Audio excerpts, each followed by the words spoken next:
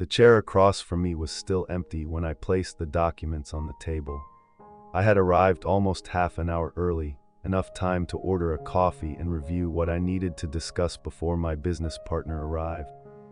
My laptop was open, the documents for the meeting were beside it, and my phone showed only a message confirming that he would arrive on time.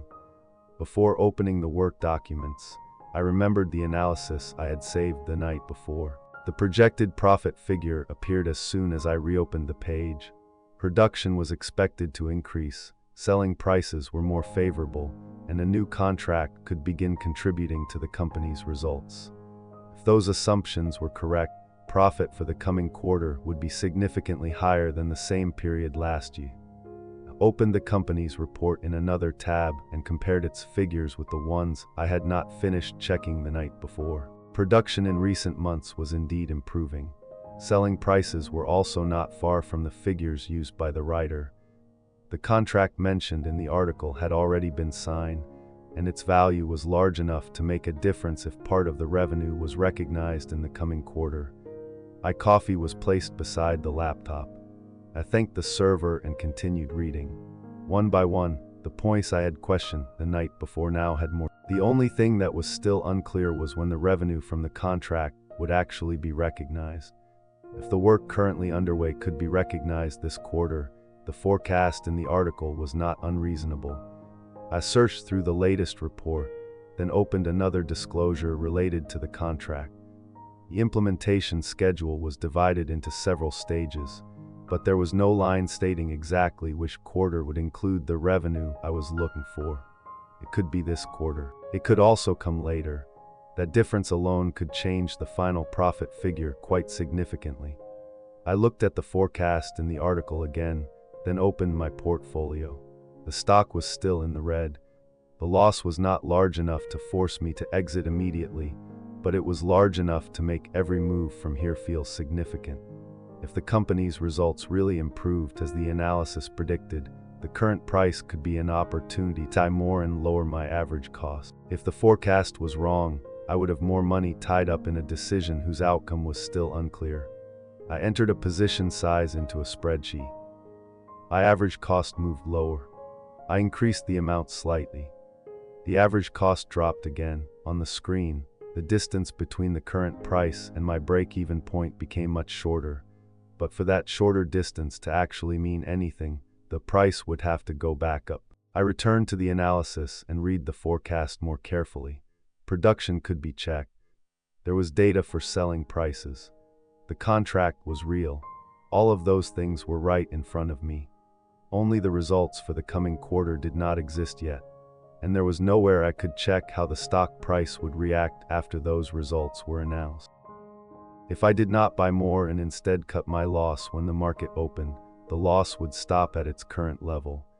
I would not have to put more money into a situation that still contained too many unknowns.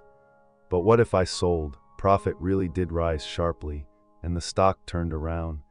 The loss I had just accepted could become the price of leaving right before things got better. I looked at my average cost again and tried the averaging down scenario one more time. The stock would only need to recover to a lower level than before for the loss to shrink considerably. If I bought more at the current price, that distance would become even shorter.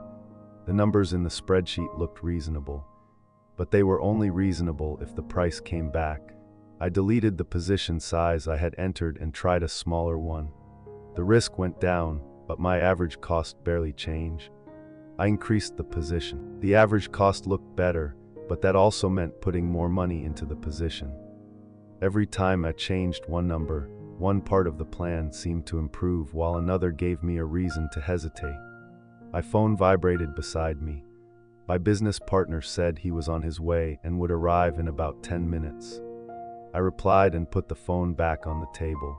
With the time I had left, I opened the expected reporting. If I waited a few more days, at least I would know whether profit had actually increased as forecast, and the decision would be much easier.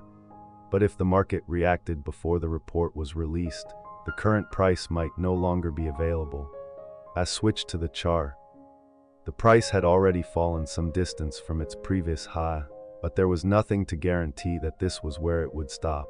If I bought more and the stock kept falling, I would be increasing my position just as the market was moving against me.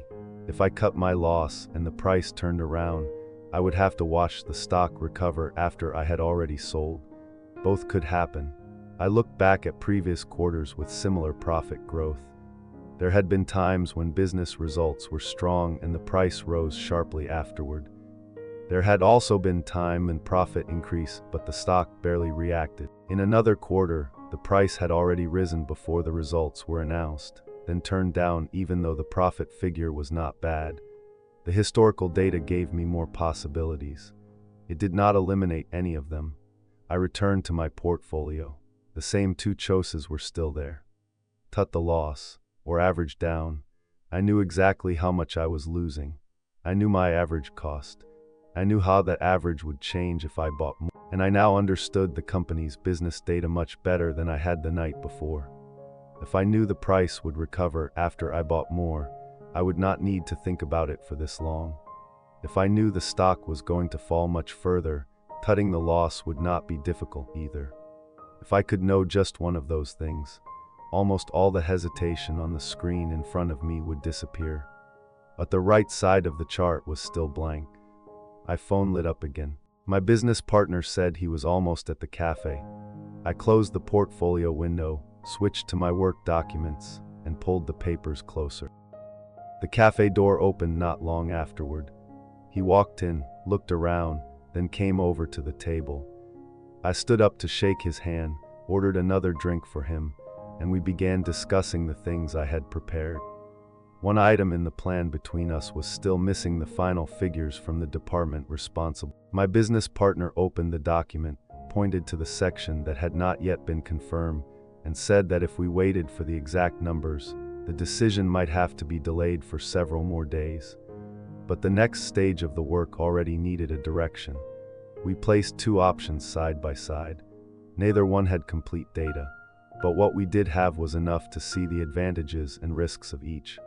I asked for a few more details. He explained what could already be confirmed and said the missing figures would be updated when they came in. If they differed significantly from what we expected, we would adjust. I looked through the document again. A few boxes were still blank. But the discussion continued. After considering the cost and schedule, we agreed on one direction and decided to move forward with it. The missing data would be added when it arrived from the department responsible. The meeting moved on to the next topic without either of us knowing exactly what those final numbers would be. While we were discussing work, I did not think about the stock.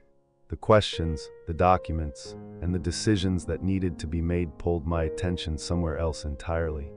When the last item had been settled, my business partner gathered his papers, shook my hand, and left the cafe. The chair across from me was empty again. I sat down, pulled the laptop closer, and saw the portfolio window still sitting behind the documents we had just used for the meeting. The stock was still in the red. There was no new report.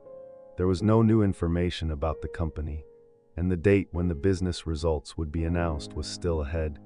The things I had wanted to know before the meeting still had no answers. I looked again at the two options I had calculated. If I sold, the loss would stop at its current level. If I bought more, my average cost would come down, but the position would become larger. The available data still suggested that the company's results for the coming quarter could improve, but the report had not been released, and the price reaction afterward was still somewhere in the...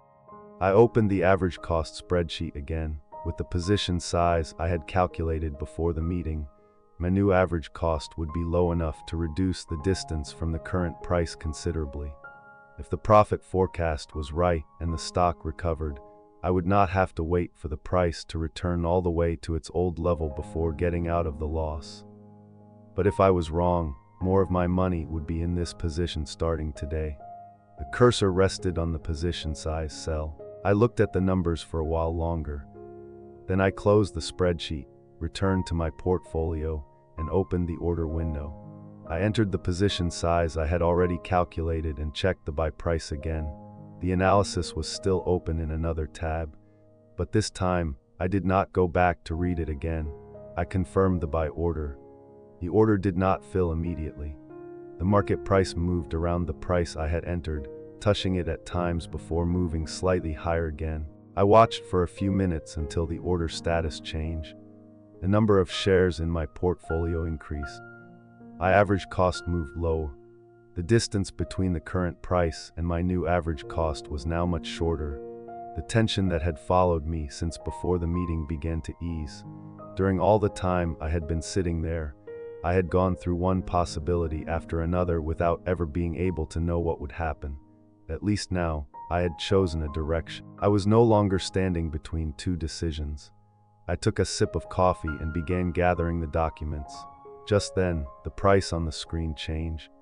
The stock had moved below the price where my order had just filled. At first, the difference was very small, so I continued putting the papers into my bag, but the price did not stop there. Another sell order appeared, and another. The price that had held for most of the time began moving lower. The loss in my portfolio started growing again, and the average cost I had just managed to bring down only minutes earlier suddenly looked farther away. I stopped and looked at the screen. My hand was still beside the documents, but I no longer continued packing. I did not open another report. I did not place another order. I just sat there, watching the numbers continue to change, still not knowing what I should do.